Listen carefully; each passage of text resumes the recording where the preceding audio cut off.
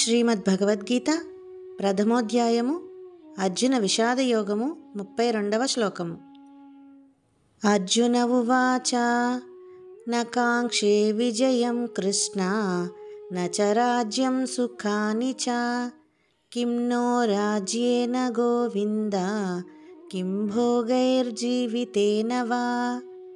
తాత్పర్యము: అర్జునుడు ఇలా చెబుతున్నాడు, ఓ కృష్ణ, నేను విజయం కోరడం లేదు, రాజ్యాన్ని ఆశించడం లేదు, నాకు సుఖాలు కావాలనే ఆరాటం లేదు.